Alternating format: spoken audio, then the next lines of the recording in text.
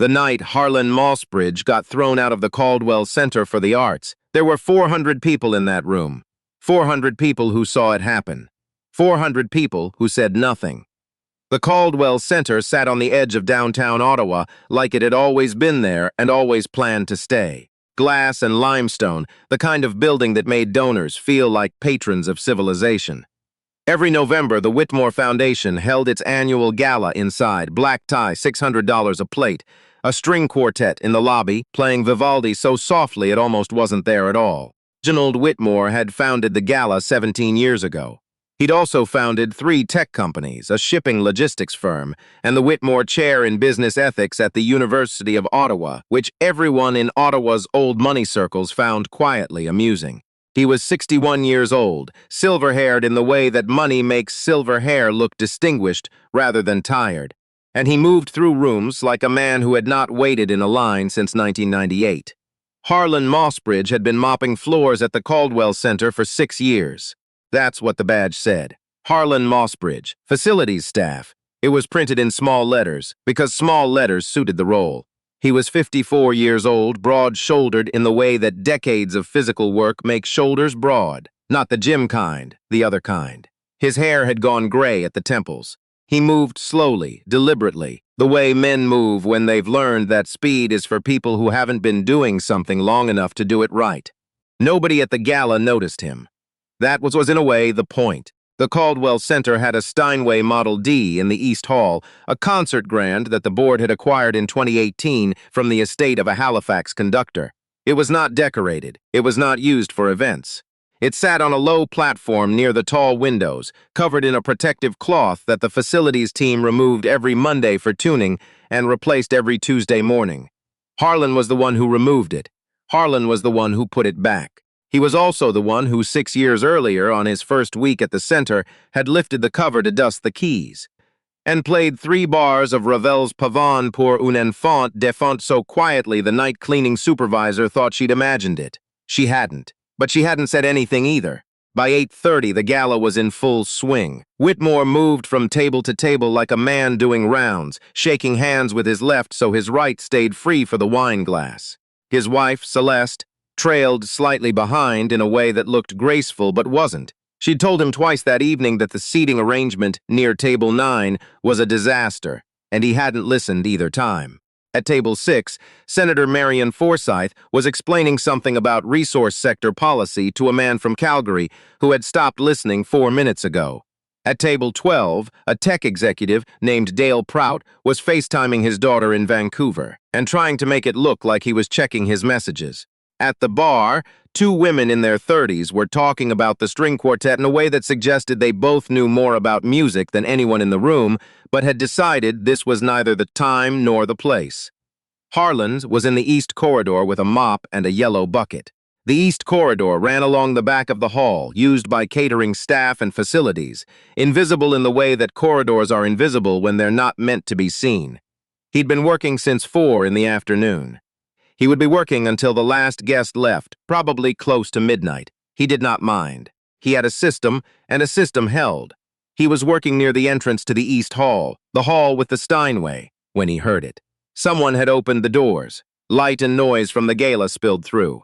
Harlan stepped back with the mop, not out of obligation, just instinct. He'd spent 6 years learning the art of not being in the way. 3 men came through laughing about something. One of them was Whitmore. One was a man Harlan didn't recognize, younger American accent, some kind of venture capital by the look of his cufflinks. The third was a younger Whitmore, same jaw, same posture, probably a son. They were heading for the East Hall.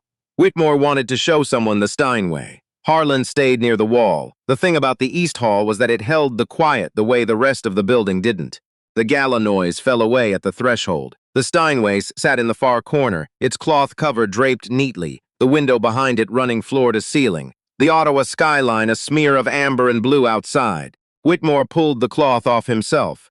He always did this with a certain theatrical confidence, as though presenting an object he personally owned, which technically, as a board member, he partly did, and the 3 men stood looking at it. "Beautiful instrument," the American said. "Steinway D. Best concert grand in private use in the city," Whitmore said. We bring in international soloists twice a year. Gould's teacher had one of these. Harlan had come in quietly to replace the cover once they left. He was standing near the wall in the shadow near the door, mop leaned against the baseboard. He wasn't doing anything. He was just waiting. He wasn't sure, afterward, exactly why he did what he did next. Maybe it was that it was late in the evening and he was tired in the particular way that opens something up rather than closing it down. Maybe it was the Steinway, which he passed every single day and had not touched in 2 years. Maybe it was just that the hall was quiet and the piano was right there, uncovered, lit softly by the amber coming through the window. He walked over. He sat down on the bench.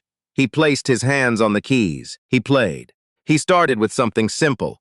Not simple because he couldn't do more. Simple the way a man who has been silent for a long time starts speaking softly. A few bars of Schubert, Wanderer Fantasy, second movement, not the whole thing. Just the opening phrase, which is one of the loneliest and most beautiful things in the European classical tradition, and which Harlan had first heard at age 11 from a recording his grandmother kept on a shelf in her house in Brampton, in a sleeve so worn the title was barely legible. He played it the way you play something you've carried for 40 years. Whitmore turned around, the American turned around, the sun turned around. Nobody said anything for approximately 4 seconds, which in a room that size with that kind of silence is a very long time. Then Whitmore said, "What are you doing?" It wasn't a question. The punctuation at the end was not a question mark. Harlan's hand stopped. He looked up. "I'm sorry," he said. "I shouldn't have. I'll get up." Harlan started to rise. "Those are janitorial hands," Whitmore said. The word came out clean and deliberate, like a man selecting a tool. "You have no business touching that instrument." Harlan was fully standing now. He didn't say anything. He'd learned over 54 years that there are moments when saying something is less useful than simply standing in place and waiting to see what happens next. What happened next was that Whitmore crossed the room in 4 steps and put his hand flat against Harlan's chest and shoved. Not hard enough to knock him down, hard enough to move him, hard enough to make the point. Harlan stepped back, caught himself, said nothing. "Get out," Whitmore said. "Do your job somewhere else. Or better yet, have your supervisor find someone who knows the boundaries of their role." The American looked at the floor. The son looked at the window. The Ottawa skyline outside was indifferent, as skylines tend to be. Harlan picked up his mop from the baseboard. He put the cover back over the Steinway, carefully, corner to corner, the way he always did. Then he left. In the east corridor, he stood with the bucket and breathed. He was not angry in the way that shouts. He was angry in the way that sits very still and weighs things. He thought about his grandmother's house in Brampton and the record on the shelf. He thought about the Royal Conservatory of Music, where he had studied from age 14 to age 23. First on scholarship, then on a teaching fellowship. He thought about the Banff Centre, where he had given a residency in 2003. He thought about Montreal and the 3 seasons he'd spent as visiting artist with the Orchestra Métropolitain, which had been the best 3 years of his professional life, before everything fell apart in ways that had nothing to do with talent and everything to do with the particular cruelties the music industry practices on black artists who don't have management from the right firms or recordings on the right labels. He thought about his daughter in Halifax, who was 7 years old and who he was putting through school on a facility's salary. He thought about the Steinway and the Schubert and the 4 seconds before Whitmore turned around. He went back to work. Elena Vasquez was 32 and wrote the arts column for the Ottawa Citizen. She was at the gala because she'd been covering the Whitmore Foundation's annual acquisition story for 3 years running. And because free food at a $600 a plate event was not something you declined when your publication's expense account topped out at $40 per meal. She had been in the lobby when Whitmore and the 2 men went into the East Hall. She had followed, not from suspicion, just from habit.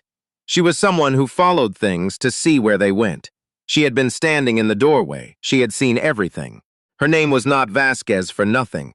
Her mother was from Guadalajara, her father from Scarborough, and she had been told her entire career that she was too aggressive, too direct, too unwilling to let a story be only as big as her editors thought it needed to be. She'd been told this by men, mostly. She'd written the stories anyway. She did not follow Harlan into the corridor immediately. She waited, thought, went back to the gala, drank a glass of sparkling water, and found the center's director of operations, a woman named Joan Abelard, at the edge of the bar. "The facilities worker," Elena said. "The one who was in the East Hall 20 minutes ago. Broad shoulders, gray at the temples." "Do you know who he is?" Joan looked at her the way people look at journalists at events where journalists are nominally off the record. "Why?" "Because Reginald Whitmore just put his hands on him." Joan Abelard had been director of operations at the Caldwell Centre for 9 years. She was practical, efficient, and not easily unsettled. She was also someone who had once, at a staff Christmas party, heard Harlan Mossbridge play Christmas carols on the upright in the staff room and had spent the next week trying to figure out how to ask him what his story was without making him feel like a curiosity. She went to find him. She found him in the West Corridor, nearly at the end of his circuit. She told him what Elena had told her. Harlan listened. He nodded slowly. "I'd rather not make anything of it," he said. "That's your choice," Joan said. "But I want you to know what he did was not acceptable. Whatever he told you about your hands or your role, that is not how this institution operates." Harlan looked at the mop handle. "I know. Is there anything I can do?" A long pause. The gala noise filtered through from the main hall. Somewhere inside, the string quartet had switched from Vivaldi to something slower. Harlan couldn't quite identify it from where he stood, but it was in a minor key, which felt appropriate. "No," he said then. "Actually, yes. One thing." Joan Abelard came back to the East Hall at 9:45. With her were Elena Vasquez and 3 other staff members who had heard what happened secondhand and had refused, in the way that people who work difficult jobs with difficult people sometimes refuse, to simply let it pass. And Harlan Mossbridge. He was still in his facility's uniform, gray shirt with the small badge. He sat down at the Steinway. Joan had removed the cover already. He didn't explain himself. He didn't make a speech. He placed his hands on the keys and he started to play. He started the same way he'd started before, quietly, Schubert, just the opening phrase, almost inaudible. Then he let it grow. He moved through the wanderer fantasy the way the piece demands, which is like weather moving through a landscape. Something you watch rather than something you follow. He played for 12 minutes without stopping. Then he stopped. Then he started again. This time it was something different. Something that began in one country and ended in another. He moved from a Chopin ballade, third in A-flat major, into something loose and percussive that took the same left-hand figure and turned it into early stride piano, James P. Johnson by way of Oscar Peterson, which was a Canadian reference that probably only 1 or 2 people in the room would catch, but which Harlan put in anyway because it felt true. And he was done, for the evening, performing in authenticity. The music moved through the hall and through the door into the East Corridor, and, because the East Corridor ran along the back of the main hall, through the wall. Tables 6 and 12, and the bar all went quiet at once, in the way that happens when something is happening somewhere nearby and the human ear, which is smarter than the human brain sometimes gives it credit for, knows it. 3 people got up to see what the sound was, then 7 more. Then a woman in her 60s who had been a piano teacher in her former life and who had not cried at a piece of music in 11 years put down her napkin and walked toward the East Hall with a sense of purpose that did not entirely make sense to her until she got to the doorway. By the time Harlan finished the second piece, there were 60 people in the doorway and in the hall itself. He played one more. He didn't decide in advance what it would be. His hands chose. It came out as something sparse and deliberate, not quite classical, not quite jazz, the kind of music that doesn't have a genre because it grew up in the space between them.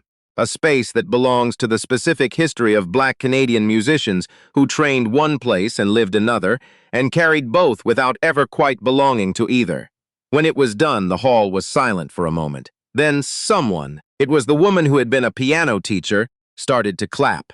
It spread the way things spread in rooms where people have been waiting for permission. Reginald Whitmore was at table 4 when his wife touched his arm and said, "Something's happening in the East Hall." He came. Of course he came. He was the kind of man who needed to know what was happening in rooms that belonged, in his view, to him. He came through the doorway and saw 60 people watching a man in a facilities uniform play a Steinway Model D with the quiet authority of someone who had been playing instruments like this for 4 decades. He saw Elena Vasquez at the back of the room with her phone out. He understood, in the particular way that powerful men understand things when they are already too late, that something had shifted. He did not say anything. He stood in the doorway, and for the first time in longer than he could probably remember, Reginald Whitmore did not know what to do with a room. The story ran in the Ottawa Citizen 3 days later. Elena had done her work properly. She had interviews with Joan Abelard, with 2 other facilities staff who witnessed the incident in the East Hall, and with a former colleague of Harlan's from the Banff Centre, who described him as one of the most technically complete pianists of his generation who had somehow slipped through every crack the industry had to offer. She also had the video. 2 people in the East Hall doorway had recorded it. Combined, the 2 clips ran to about 14 minutes, and both were on YouTube by the time the Citizen story published. The longer clip, which started mid-Chopin and ran through the end, had been viewed 1.2 million times by the end of the week. The headline on the Citizen piece was measured, professional. The headline on the clip someone else uploaded, which got more traffic, was not. It was the kind of headline that finds the simplest version of a complicated thing and states it without apology. The Whitmore Foundation issued a statement through its communications firm 4 days after publication. The statement expressed regret for the events of the evening and acknowledged that the behavior of certain individuals had fallen short of the Foundation's values. It did not name Whitmore by name. It did not use the word apology.